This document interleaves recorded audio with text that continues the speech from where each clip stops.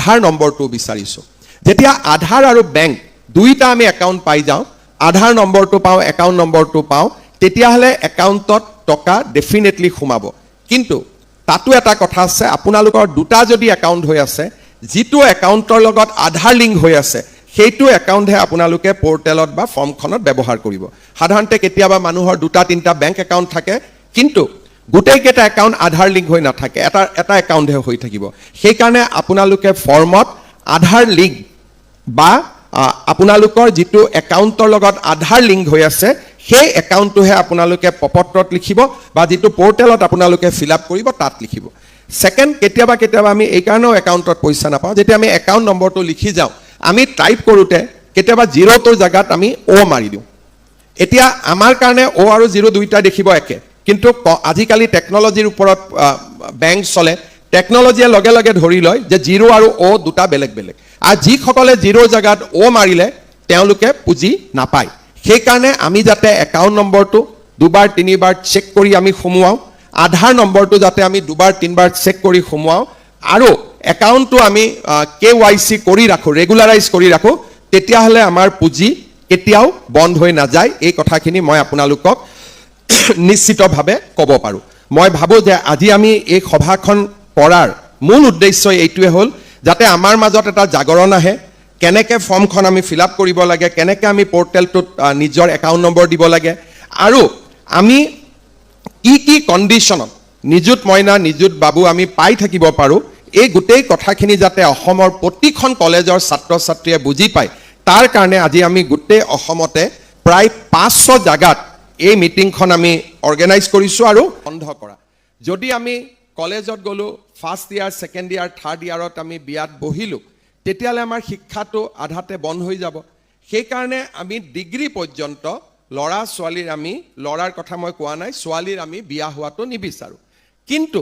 Post graduate অৰ্থাৎ যদি আমি ইউনিভাৰ্চিটিত পঢ়িছোঁ বা আমি BEd পঢ়িছোঁ তেতিয়া ছোৱালীগৰাকী বিবাহিত হ'লেও এই আঁচনিৰ সুবিধাটো আমি দিওঁ অৰ্থাৎ আমাৰ লক্ষ্য হ'ল যে হায়াৰ ছেকেণ্ডেৰীত বিয়া হ'ব নালাগে আপ টু ডিগ্ৰীত বিয়া হ'ব নালাগে ডিগ্ৰীত বিয়া হোৱাৰ পিছত পোষ্ট গ্ৰেজুৱেটত বিবাহিত হ'লেও এই আঁচনিখনৰ আমি সুবিধা দিওঁ আৰু এই আঁচনিখনৰ সুবিধা আমি ল'ব পাৰোঁ মোক এইবাৰ বহুত ছাত্ৰীয়ে মোক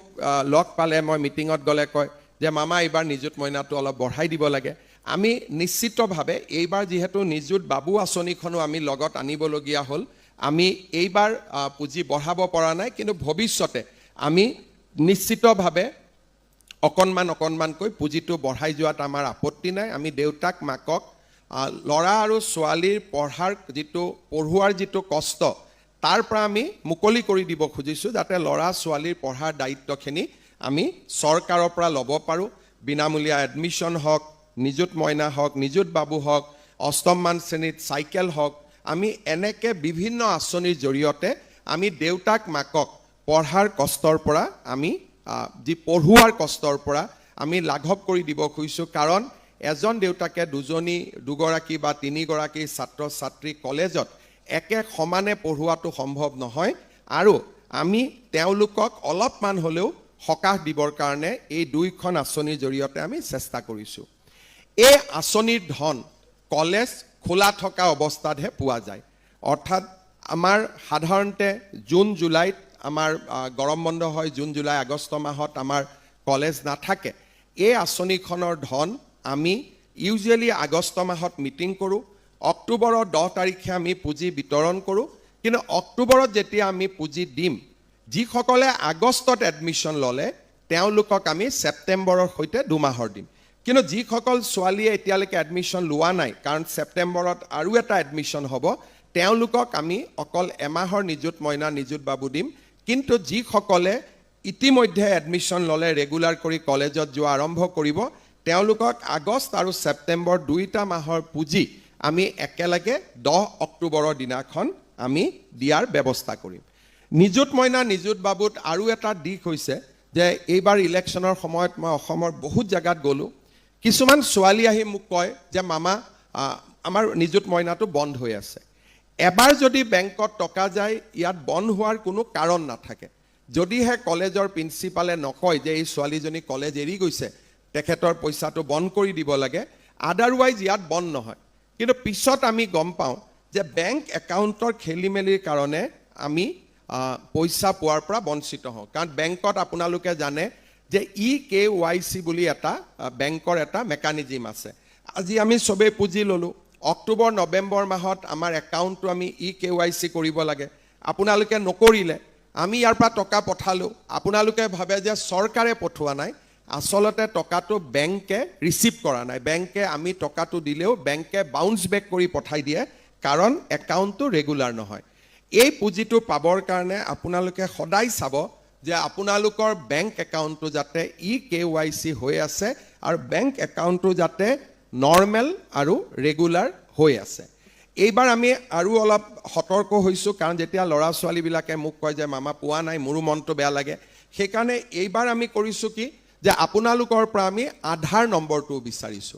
যেতিয়া আধাৰ আৰু বেংক দুইটা আমি একাউণ্ট পাই যাওঁ আধাৰ নম্বৰটো পাওঁ একাউণ্ট নম্বৰটো পাওঁ তেতিয়াহলে একাউণ্টত টকা ডেফিনেটলি সোমাব কিন্তু তাতো এটা কথা আছে আপোনালোকৰ দুটা যদি একাউণ্ট হৈ আছে যিটো একাউণ্টৰ লগত আধাৰ লিংক হৈ আছে সেইটো একাউণ্টহে আপোনালোকে পোৰ্টেলত বা ফৰ্মখনত ব্যৱহাৰ কৰিব সাধাৰণতে কেতিয়াবা মানুহৰ দুটা তিনটা বেংক একাউণ্ট থাকে কিন্তু গোটেইকেইটা একাউণ্ট আধাৰ লিংক হৈ নাথাকে এটা একাউণ্টহে হৈ থাকিব সেইকাৰণে আপোনালোকে ফৰ্মত আধাৰ লিংক বা আপোনালোকৰ যিটো একাউণ্টৰ লগত আধাৰ লিংক হৈ আছে সেই একাউণ্টটোহে আপোনালোকে পপত্ৰত লিখিব বা যিটো পোৰ্টেলত আপোনালোকে ফিল আপ কৰিব তাত লিখিব সেকেন্ড কেতিয়াবা আমি এই কাৰণেও একাউণ্টত পইচা নাপাওঁ যেতিয়া আমি একাউণ্ট নম্বৰটো লিখি যাওঁ আমি টাইপ কৰোঁতে কেতিয়াবা জিৰ'টোৰ জাগাত আমি অ' মাৰি দিওঁ এতিয়া আমাৰ কাৰণে অ' আৰু জিৰ' দুইটাই দেখিব একে কিন্তু আজিকালি টেকনলজিৰ ওপৰত বেংক চলে টেকনলজিয়ে লগে লগে ধৰি লয় যে জিৰ' আৰু অ' দুটা বেলেগ বেলেগ আৰু যিসকলে জিৰ'ৰ জাগাত অ' মাৰিলে তেওঁলোকে পুঁজি নাপায় সেইকাৰণে আমি যাতে একাউণ্ট নম্বৰটো দুবাৰ তিনিবাৰ চেক কৰি আমি সোমোৱাও আধাৰ নম্বৰটো যাতে আমি দুবাৰ তিনিবাৰ চেক কৰি সোমোৱাও আৰু একাউণ্টটো আমি KYC কৰি ৰাখো ৰেগুলাৰাইজ কৰি ৰাখো তেতিয়াহলে আমাৰ পুঁজি কেতিয়াও বন্ধ হৈ নাযায় এই কথাখিনি মই আপোনালোকক নিশ্চিতভাৱে ক'ব পাৰো মই ভাবো যে আজি আমি এই সভাখন কৰাৰ মূল উদ্দেশ্য এইটোৱে হ'ল যাতে আমাৰ মাজত এটা জাগৰণ আহে কেনেকে ফৰ্মখন আমি ফিল আপ কৰিব লাগে কেনেকে আমি পোৰ্টেলটোত নিজৰ একাউণ্ট নম্বৰ দিব লাগে আৰু আমি কি কণ্ডিশ্যনত নিযুত মইনা নিযুত বাবু আমি পাই থাকিব পাৰো এই গোটেই কথাখিনি যাতে অসমৰ প্ৰতিখন কলেজৰ ছাত্ৰ ছাত্ৰীয়ে বুজি পায় তাৰ কাৰণে আজি আমি গোটেই অসমতে প্ৰায় 500 জাগাত এই মিটিংখন আমি অৰ্গেনাইজ কৰিছো আৰু আমি ইয়াত কোৱা কথাখিনি থ্ৰু ভিডিঅ' লিংক সেই জায়গাটো আমাৰ ছাত্ৰ ছাত্ৰীসকলে শুনি আছে গতিকে মই ভাবো যে তেওঁলোকে নিশ্চিতভাৱে আমি যি ধৰণে পৰামৰ্শ দিছো তাক পালন কৰিব আজিৰ আমি অনুষ্ঠানত আৰু দুটা শিক্ষাৰ সৈতে জড়িত মহান কাম আমি আগবঢ়াব খুজিছো যোৱা 4 দিন মই চৰাইদেউ আৰু শিৱসাগৰত আছিলো বানপানীয়ে কিছুমান স্কুল একেবাৰে কলেজক ধ্বংস কৰিছে আৰু যাক ধ্বংস কৰাও নাই তাৰ স্কুল কলেজৰ ভিতৰত পলখ বা বোকা খুমাই তাত পৰিৱেশটো একেবাৰে শিক্ষা গ্ৰহণ কৰিব নোৱাৰা কৰি পেলাইছে আজি আমি খন্তেক সময় পিছতে যোৰহাট গোলাঘাট চৰাইদেউ শিৱসাগৰ জিলাৰ 793খন স্কুলত আমি এককালীনভাৱে 2 লাখ টকা প্ৰদান কৰিম শিৱসাগৰ জিলাৰ 550খন স্কুল চৰাইদেউ জিলাৰ 111খন স্কুল যোৰহাট জিলাৰ 103খন স্কুল গোলাঘাট জিলাৰ 29খন স্কুললৈও আমি 2 লাখ টকাকৈ আগবঢ়াম অৰ্থাৎ আমাৰ বাবে আটাইতকৈ প্ৰয়োজন হৈছে শিক্ষা আৰু শৈক্ষিক কাঠামো আগতে কেতিয়াও অসমত বানপানী এতিয়ালৈকে পানী শুকুৱাই নাই পানী শুকুৱাৰ আগতে কোনেও এই কথাবোৰ চিন্তা নকৰে খালি ৰিলিফৰ কথা চিন্তা কৰে যে চাউল পাব লাগে দালি পাব লাগে কিন্তু আমি এটা কথা মনত ৰাখিছো যে অসমৰ সব কলেজ স্কুলত যদি ক্লাছ আৰম্ভ হয় শিৱসাগৰ চৰাইদেউ জিলা দুখন পিছ পৰি যায় তেতিয়াহলে আমাৰ ছাত্ৰ ছাত্ৰীসকলৰ শৈক্ষিকভাৱে যথেষ্ট ক্ষতি হ'ব সেই কাৰণে আজি আমি 2 লাখকৈ টকা সকলোকে মুকলি কৰি দিছো আৰু ভৱিষ্যতে যিবিলাক স্কুল একেবাৰে বেয়া হৈ গৈছে আমাৰ 9 তাৰিখৰ পৰা আমি স্থায়ী জৰীপ আৰম্ভ কৰিম তেওঁলোকক আৰু বেছি পুঁজিও আমি দিব পাৰিম আমাৰ বিশেষ কোনো অসুবিধা নাথাকে ইয়াৰ লগতে আপোনালোকে টিভিটো দেখিছে বহুত ছাত্ৰ ছাত্ৰীয়ে কৈ আছে যে আমাৰ কিতাপবোৰ উৰি গ'ল, কিতাপ পানীয়ে লৈ গ'ল, আমি কেনেকৈ পঢ়িম। নিশ্চিতভাৱে যদি কিতাপ কাগজ নোহোৱা হৈ যায় তেওঁলোকে কেনেকৈ স্কুললৈ যাব। শিক্ষামন্ত্ৰী ডাঙৰীয়াই অতি তৎপৰতাৰে 31 তাৰিখেই আমি বিনামূলীয়া পাঠ্যপুথিবোৰ শিৱসাগৰ আৰু চৰাইদেউ জিলালৈকে আমি পঠিয়াই দিলোঁ। তাৰপিছত আমাৰ এটা চিন্তা আহিলে যে ইউনিফৰ্মবিলাকোতো নিশ্চিতভাৱে বেয়া হৈ গৈছে। কেইদিনমান আগতে আমি ক্লাছ ক শ্ৰেণীৰ পৰা অষ্টমমান শ্ৰেণীলৈ ল'ৰা ছোৱালীবিলাকে যাতে নতুনকৈ দুযোৰ ইউনিফৰ্ম পায় তাৰো পুঁজি আমি মুখ্যমন্ত্ৰীৰ সাহায্য পুঁজিৰ পৰা মুকলি কৰি দিছিলোঁ। আজি আমি আৰু এটা নতুন কাম কৰিব খুজিছোঁ যে কিতাপ আমি কলেজত কিতাপ দিব পৰা নাই, কাৰণ কলেজত বিনামূলীয়া টেক্সট বুক নাথাকে। সেইকাৰণে আজি আমি হায়াৰ ছেকেণ্ডাৰী শিৱসাগৰ চৰাইদেউ জিলাৰ হায়াৰ ছেকেণ্ডাৰী পঢ়া ছাত্ৰ ছাত্ৰীসকলক আজি আমি 1000 টকা বেংকৰ পৰা এই মিটিঙৰ পৰা আমি পঠাই দিম। ডিগ্ৰী যোনে পঢ়ি আছে, degree first year, second year, third year, তেওঁলোকক আমি 3000 টকা পঠাই দিম। আৰু যিসকলে পষ্ট গ্ৰেজুৱেট পঢ়ি আছে তেওঁলোকক আমি 5000 টকা পঠাই দিম। ঠিক তেনেধৰণে আমি